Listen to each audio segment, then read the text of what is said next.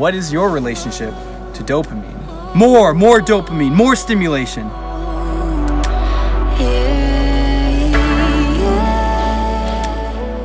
Hello everyone, I'm filming here from the Hollyburn Mountain Peak, a hike based in Vancouver, BC. We stopped and had an idea. I wanted to talk to you about something called dopamine. What is your relationship to dopamine?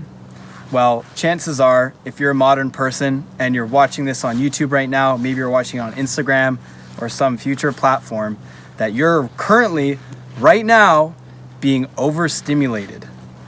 So what's happening is, a lot of these platforms, social media, the internet, they're designed to get your attention and try to hold it. So what's going on in your brain is you're seeing flashing buttons, colors, videos pop up, ads, and what they do is they stimulate your brain. And there are other ways that this happens in your life. Let me know, do you eat a lot of snacks? Do you like junk food? Do you eat your chips?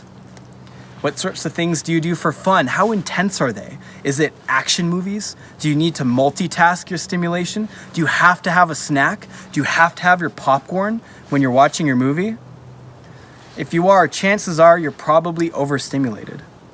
Let me ask, when you sit down on the toilet, how long does it take for you to pull out your phone and take a look at it? What is your threshold for boredom? See, many people, they lose themselves in activities that are stimulating. They're things like watching TV, they're monotonous, your brain just kind of shuts off, you kind of sit back and things happen to you and yay, I'm being stimulated. You might drink, you might have food, you might have junk food, you'll binge on social media. And there's been a counterculture, a movement that's recognized this as being something unhealthy. Now, some studies have been done. I remember one in particular done on rats. And it was found that if you addicted a rat to cocaine, it would... Okay, let me give some context. Cocaine addicted rats, okay? So let's say you're a rat, and what you have is a button that you can press, and when you press it, it will give you a liquid infused with drugs that will give you that dopamine hit, that will stimulate it. What they found with rats is that they will keep pressing it and they will keep pressing it and they'll keep getting that stimulation because their brain is saying, yes, yes, yes, more dopamine, more stimulation, and it doesn't know when to stop. Your brain doesn't have the context, it doesn't have the understanding of when it goes too far. The whole point of this is about developing a healthy relationship with the things that stimulate us. Because they're designed to maximize use. You're supposed to buy a lot of things on Amazon, that's stimulating. You're supposed to eat a lot of food and buy more snacks. You're supposed to go on social media and spend as much time as you can on social media. So this counter movement against it, they might call it dopamine detoxing, or maybe destimulation practices or exercises.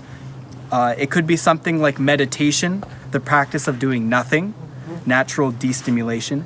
It could be diets that cut out junk food. It could be social media unbinges where you block certain apps or you get off Facebook. Those movements are pretty popular. And while there are certain aspects of being like having a negative view on technology, they're making a point. And the point is that there's a balance that you need to make. So here's an exercise for you. What I'd like you to do is take 24 hours where you don't go on your phone, you don't go on your computer, you don't eat junk food, you don't do the things that you normally do to stimulate yourself. No TV, no Netflix, no movies, nothing like that. You have books, you have slow burn work that you might be doing, you have walks, you have getting out into nature. Do that just for 24 hours and see how you feel at the end. And then what I want you to do is comment below this video what you experienced. What did you notice about yourself? Did you learn something about yourself? Did you realize, hey, actually, I'm not that bad with my overstimulation? Or did you realize, wow, actually, I could only do it for 2 hours and then I just had to do it. I might have some kind of addiction or unhealthy relationship that's going on here.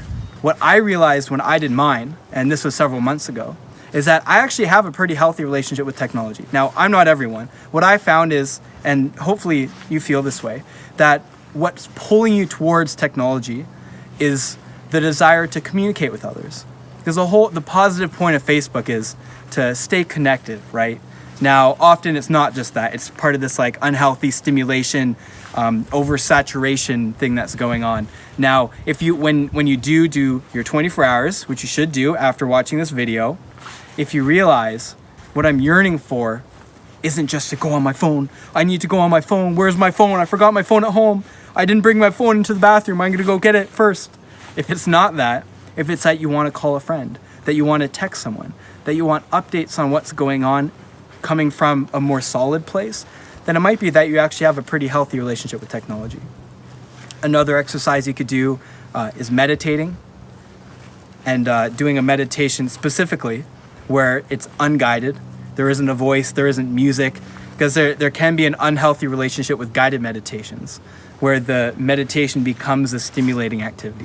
The whole point is that it's destimulating not the whole point of meditating, but one of the benefits of meditating is that it's destimulating. So it doesn't make sense to go to very intense, active, multifaceted, guided meditations, of course. Now, one thing that's cool when you do become less stimulated to things and you get over that hump is that stuff that you didn't realize tasted really good, things like vegetables or bananas, you start to actually notice the flavors. And when you go out on things like the hike that I'm on right now, you can actually start to take it in. All those subtle things in life that you normally can't access, that you normally just can't take in, you can suddenly experience. Life becomes more deep. There's some depth to it. You can go to an art gallery and not be on your phone in between art pieces. You can be present with it and you can enjoy it. So there's a lot of upside to desaturating yourself, to destimulating, to having that time where you don't do it. And I think that it might not be enough to just destimulate on, say, a weekend or a vacation in the summer. Often people feel like they take vacations to destimulate, but what they end up doing is actually drinking alcohol, partying, and they finish their weekend or they finish their vacation and they're even more burned out than before, right? That doesn't make sense. If you're tired and you need a break because you've been working hard and you have been expending energy, you don't want to be stimulating yourself. Why take a break while playing video games, which will just fry your brain, when you could relax, you could read a book, you could go for a short walk. Things like that are more effective breaks than stuff that are stimulating. I'd like you to do that exercise, 24 hours. No phone, no computer, no video games, nothing that you do to stimulate yourself. I can't list everything, but you know what it is, right? It's the thing that you go to first when you get home from work or you get home from studying. Those things, 24 hours, none of it. So comment that below. I'm curious to see your answers. And if you need any advice or any insight, as someone who's worked with my life coaching clients on some of these topics, I'd be happy just to comment back and forth if you're looking for any insight or any advice. So thank you so much. Please hit subscribe, please comment below, and I hope you have a great day. It's almost night.